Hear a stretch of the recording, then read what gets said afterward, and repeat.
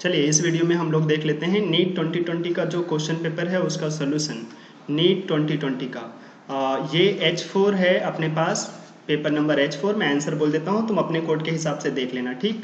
First question है अपने पास, देखें वुड्स रिएक्शन कहाँ पे कौन सा प्रोडक्ट जो है जो हम लोग वुड्स रिएक्शन से अच्छे अमाउंट में नहीं बना सकते। तो इनका सिंपल सा रूल होता है odd.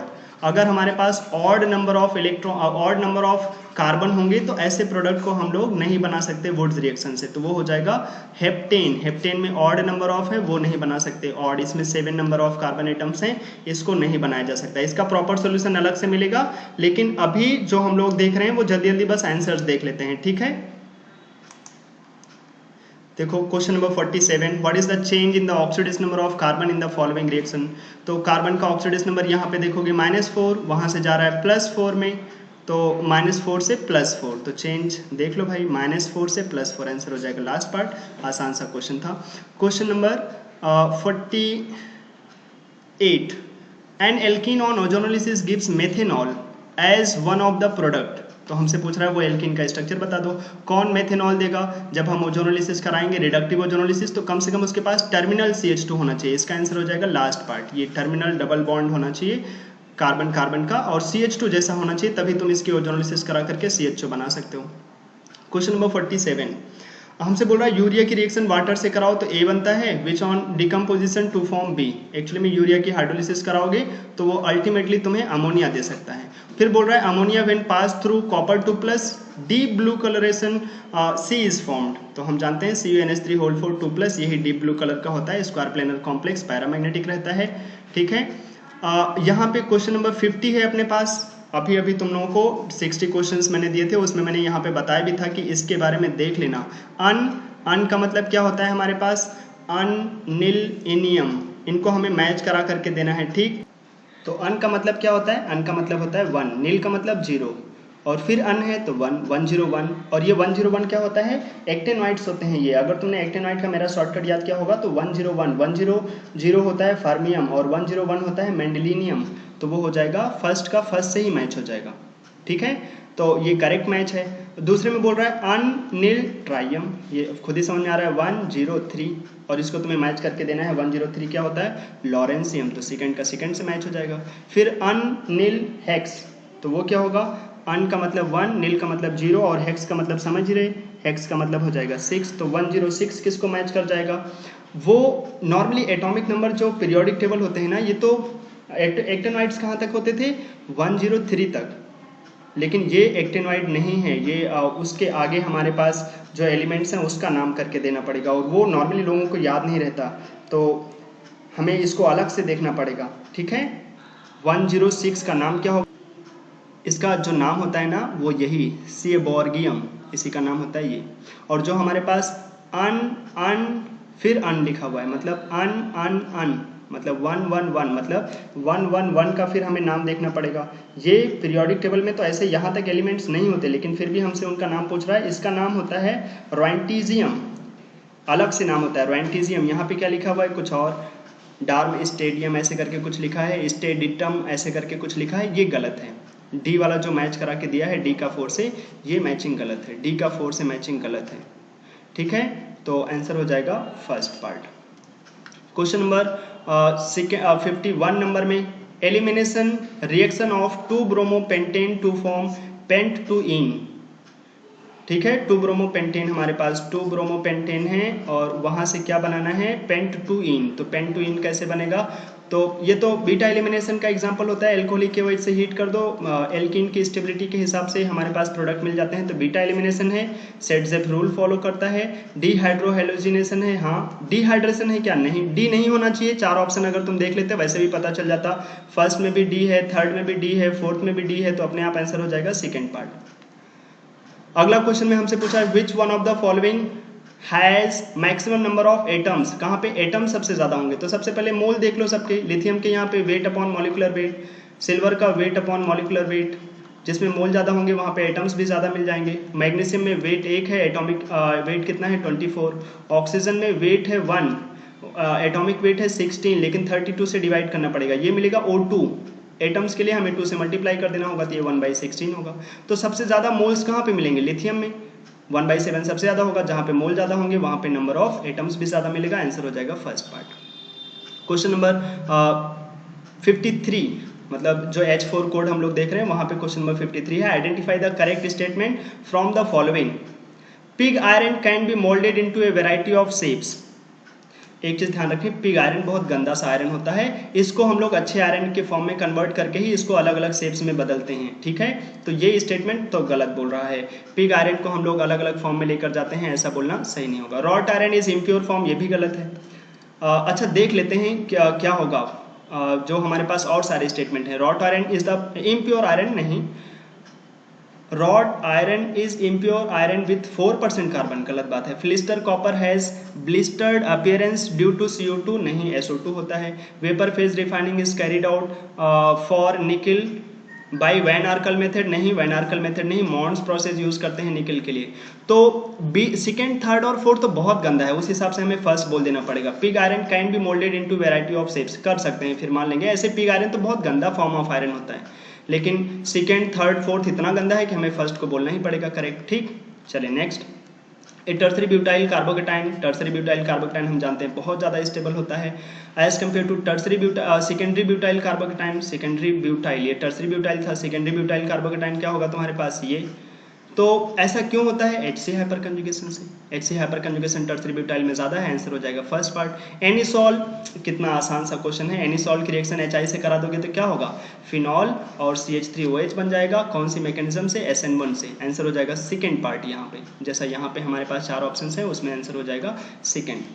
Question number 56, a mixture of nitrogen argon gas in a cylinder contains 7 gram of oxygen nitrogen and 8 gram of argon. If the total pressure of the mixture of the gas in the cylinder is 27 bar, the partial pressure of nitrogen, तो पहले तो मोल निकाल लो दोनों का। Nitrogen के मोल कितने हो जाएंगे? Weight upon molecular weight, N2 का मॉलिक्यूलर वेट 28, तो उसके मोल कितने आ जाएंगे? 1/4।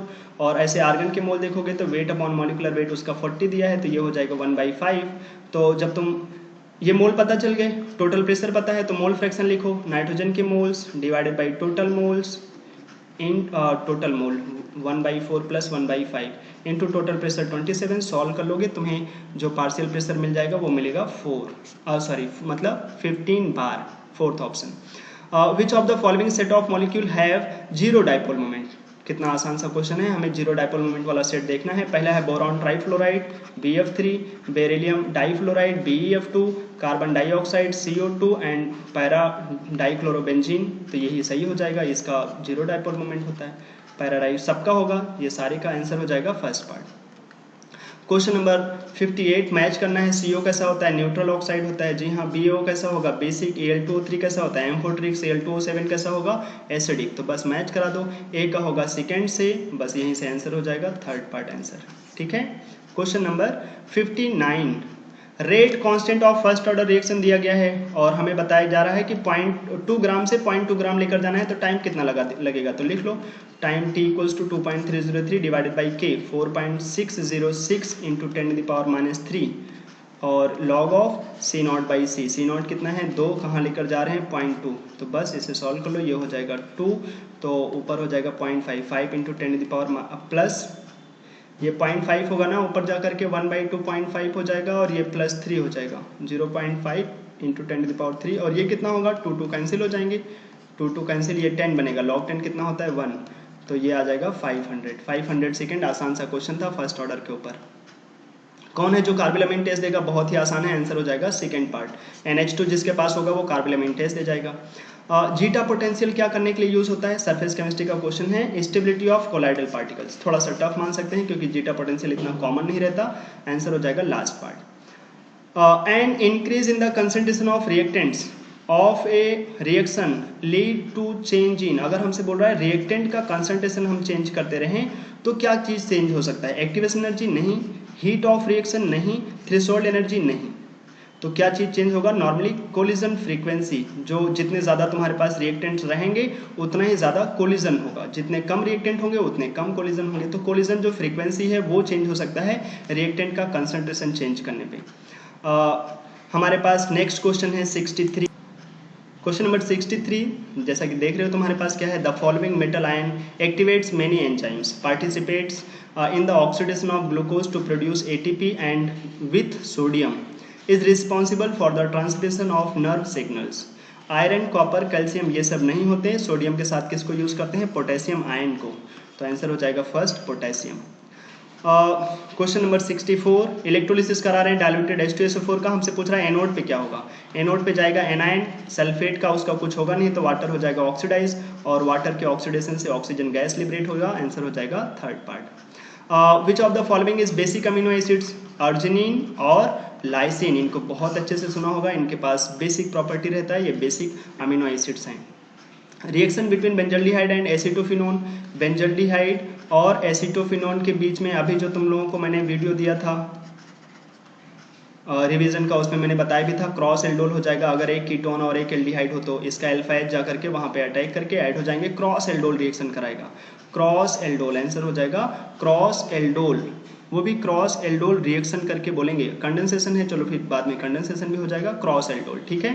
First calculated spin only magnetic moment Cr2+, 4s0, 3d4, 4 unpaired electron होते हैं, और 4 अनपेयर्ड इलेक्ट्रॉन होंगे तो उसका शॉर्टकट लगा सकते हैं, जितने अनपेयर्ड इलेक्ट्रॉन लगभग उसी के अबाउट हो जाता है उसका magnetic moment.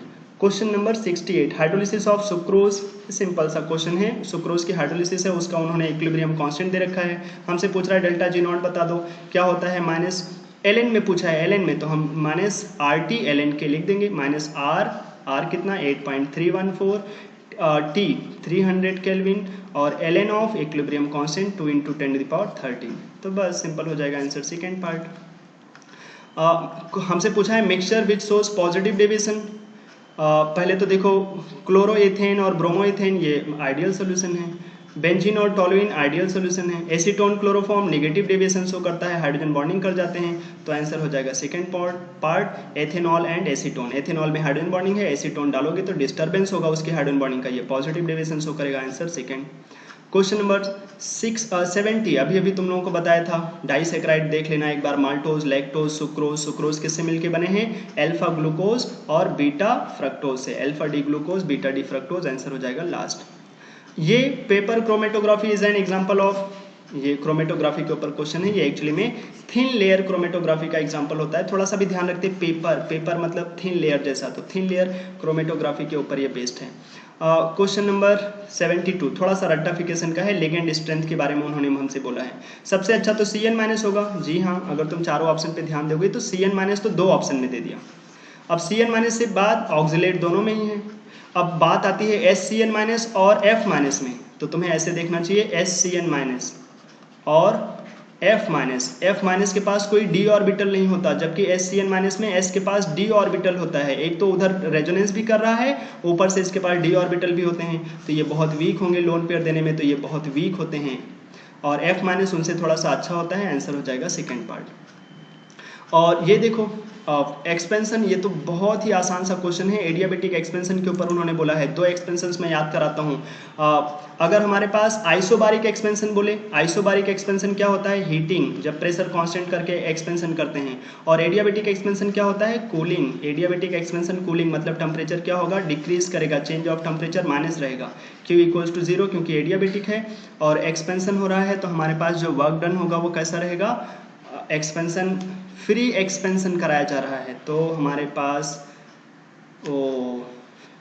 The correct option for free expansion of an ideal gas under adiabatic condition, तो Q = तो 0 होगा, free expansion of an ideal gas, ठीक है। क्वेश्चन में क्या वर्ड यूज किया है, फ्री एक्सपेंशन। जब भी कभी फ्री एक्सपेंशन बोलता है ना, एक चीज ध्यान रखना, उस टाइम पे हम बाहर से कोई प्रेशर नहीं लगाते। बाहर से कोई प्रेशर नहीं लगाओगे तो मतलब जब भी कभी कोई एक्सटर्नल प्रेशर ही नहीं रहेगा, प्रेशर रहेगा 0, तो हमेशा वर्क डन कैसा हो जाएगा, 0। तो इस पे फोकस करें, वर्क डन 0 होगा, एडियाबेटिक कंडीशन है, आंसर हो जाएगा सेकेंड। अगर वो फ्री एक्सपेंशन की बात नहीं करता, केवल एक्सपेंशन की बात करता, तो एडियाबेटिक एक्सपेंशन कैसा होता है, कूलिंग, तब हम थर्ड पे चले जाते हैं। लेकिन फ्री एक्सपेंशन की बात किया है, मतलब कोई एक्सटर्नल प्रेशर नहीं लगा रहे हैं हम, और कोई एक्सटर्नल प्रेशर नहीं लगाओगे तो वर्क डन 0 हो जाएगा, आंसर 3 नहीं 2 होगा, ठीक है। और ये रहा क्वेश्चन नंबर 74। हमेशा की तरीके से एक आसान सा क्वेश्चन है। For the reaction this the correct option, bond बनते हैं तो ये प्रोसेस एक्सोथर्मिक हो जाएगा, डेल्टा एच नेगेटिव होगा, और एंट्रोपी चेंज, गैसेस मॉलिक्यूल कम हो रहे हैं, एंट्रोपी चेंज भी नेगेटिव होगा। आंसर फर्स्ट पार्ट हो जाएगा। Reaction between acetone and methyl magnesium chloride, acetone की रिएक्शन तुम करा रहे ग्रिग्नार्ड एजेंट से, CH3- as a nucleophilic approach कर जाएगा, बन जाएगा tertiary butyl alcohol. Tertiary butyl alcohol, पहला दूसरा तीसरा ऑप्शन तो होगा नहीं, last option tertiary butyl alcohol. बाद में हाइड्रोलिसिस भी करा दिया है। 76 नंबर, आइडेंटिफाई द कंपाउंड। देखो बाद में बनाए फॉर्मल्डिहाइड, तो एक्स क्या रहा होगा, ये तो कौन नहीं जानता है, ये तो अभी अभी तुम लोगों को कराया भी गया है। अगर तुम बहुत ज़्यादा दे दोगे Cl2 तो सारे H रिप्लेस हो जाएंगे, पहले एक रिप्लेस होगा, लेकिन यहाँ से तुम्हें मिलेगा बेंजाइल एल्कोहल, दो रिप्लेस कराओ, तुम्हें बेंजल क्लोराइड चाहिए, CHCl2। तो आंसर क्या हो जाएगा, चारों ऑप्शन में से ये H4 का कोड में लास्ट पार्ट हो जाएगा। Question number 77, the number of faraday required to produce 20 gram of calcium from molten CaCl2। तो कितने फैराडे चाहिए 20 ग्राम बनाने के लिए, तो हम बोलेंगे 2 फैराडे से, तो देखो कैल्शियम 2+ है, उसको 2 फैराडे दोगे तो 1 कैल्शियम बनेगा, 1 मोल कैल्शियम बनने का मतलब 40 ग्राम, लेकिन तुम्हें 20 ग्राम ही चाहिए, तो 20 ग्राम चाहिए मतलब हाफ मोल चाहिए होगा, तो हाफ मोल चाहिए मतलब उसके लिए केवल 1 फैराडे की रिक्वायरमेंट है, केवल 1 फैराडे चाहिए होगा। 77 का answer second part. Which of the following is a cationic detergent, simple ये केमिस्ट्री एवरीडे लाइफ का पार्ट है, लास्ट पार्ट हो जाएगा answer. Question number 79, natural polymer के लिए क्या होगा, पॉलीसिस आइसोप्रीन, अभी तुम लोगों को बोला गया है। विच of the following oxo acid of sulphur has oxygen oxygen linkage, H2S2O8, ये हमारे पास परऑक्सो डाइसल्फ्यूरिक एसिड, इसके पास होता है ऐसा linkage. Find out the solubility of NiOH whole twice in 0.1 molar NaOH, ये कॉमन आयन का इफेक्ट है, हमारे पास सॉलिबिलिटी पूछा जा रहा है तो क्या लिखेंगे, हमें KSP दिया है, आयनिक प्रोडक्ट दिया है, तो 2 × 10⁻⁻15, कॉमन आयन क्या है हमारे पास, Ni2+ को S मान लेते हैं, और कॉमन आयन है OH माइनस कितना 0.1 का स्क्वायर, NaOH से आ रहा है कॉमन, तो ये कैंसिल हो जाएंगे, मिलेगा 2 × 10⁻13, आंसर क्या हो जाएगा सेकेंड पार्ट। कौन है जो एग्जिस्ट नहीं करता, O2 तो सब खाते हैं, Li2 भी एग्जिस्ट करता है, C2 भी एग्जिस्ट करता है, लेकिन He2 इसका बॉन्ड ऑर्डर 0 हो जाता है, वो एग्जिस्ट नहीं करेगा।